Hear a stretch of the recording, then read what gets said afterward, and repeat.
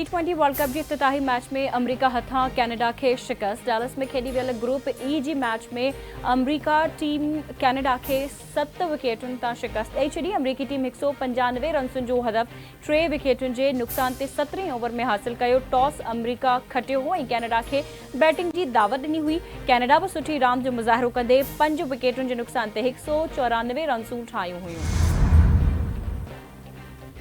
बग़ावत छॾियो, tweet delete करे ॻाल्हियूं करियो। हुकूमत हिकु भेरो ॿीहर पीटीआई खे मसइलनि जे हल लाइ ॻाल्हियुनि जी आछ करे छॾी। पीटीआई सियासत खे बदनाम करे छॾियो आहे। पीटीआई असां सां ॻाल्हियूं न कंदी त छा भितियुनि सां कंदी? असां कंहिंखे बि गद्दार न पिया चऊं। असां हर सियासी पार्टी सां ॻाल्हियूं करणु चाहियूं था।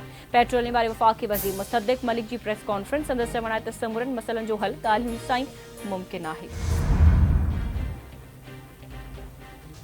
FIA पीटीआई बानी खां पोइ तहरीक इंसाफ़ जे 3 अॻुवाणनि खे नोटिस जारी करे छॾिया। बानी पीटीआई जे अकाउंट तां शेख मुजीबुर रहमान बाबति वीडियो अपलोडिंग करण वारे मामले ते बैरिस्टर गौहर उमर अयूब ऐं रऊफ़ हसन खे नोटिस जारी कया विया। FIA जे नोटिस मूजिबि बैरिस्टर गौहर खे अंगारे, उमर अयूब ऐं रऊफ़ हसन खे अरबा जे ॾींहुं तलब कयो वियो।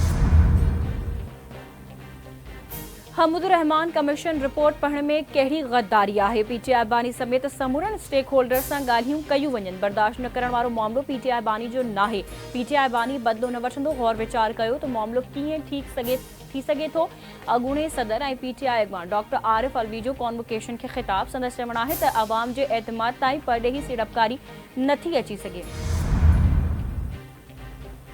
एंटी करप्शन वारे वज़ीर जे तर्जुमान उहिदे तां हटायल एंटी करप्शन जे अॻूणे चेयरमैन फरहद जुनेजा जे इल्ज़ामनि खे बेबुनियाद करार ॾेई छॾियो।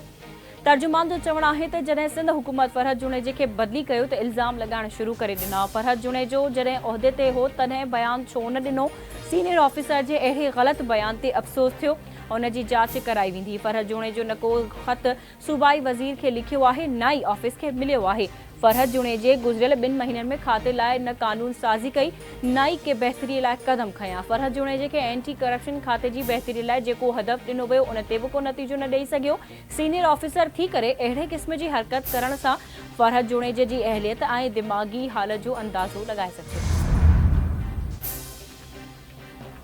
सिंध एंटी करप्शन एस्टेब्लिशमेंट में मुक़ररियूं ऐं बदिलियूं मेरिट जी बुनियाद ते कई वयूं आहिनि। एंटी करप्शन मुकमल तौर ते आज़ादाणे नमूने कमु करे रहियो आहे। खाते में कंहिं बि ॿाहिरीं शख़्स जी मुदाख़लत जो सवाल ई पैदा नथो थिए। खाते जे वज़ीर मोहम्मद बख्श महर जी तरफ़ां इंक्वायरीज़ मेरिट ते मुकमल करण जूं हिदायतूं कई वयूं आहिनि। सिंध एंटी करप्शन एस्टेब्लिशमेंट जे तर्जुमान खाते जे अॻूणे चेयरमैन जे इल्ज़ामनि खे बि रद्द करे छॾियो। संदसि चवण आहे त खाते में नज़्म ऐं ज़ब्त मौजूदु आहे। कंहिं ऑफिसर, सर्कल ऑफिसर या डिप्टी डायरेक्टर खां कंहिं बि सतह ते कंहिं नाजाइज़ मुतालबे जो सवाल ई पैदा नथो थिए।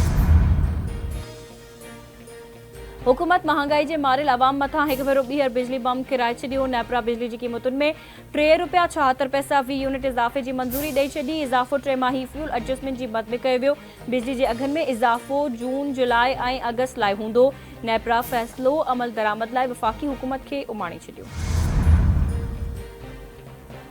सिंध में पोलियो जो हिकु ॿियो केस ज़ाहिर। चक जे ॻोठ रोएदा तड़तवासी 2.5 वरहनि जे शकील तुड़त खे पोलियो हुअण जी तस्दीक। DHO वसीम शेख चयो आहे त ॿारड़े खे पोलियो खां बचाव जा फुड़ा पियारल आहिनि। ॿार कमज़ोर हुअण करे पोलियो खे कंट्रोल न करे सघियो।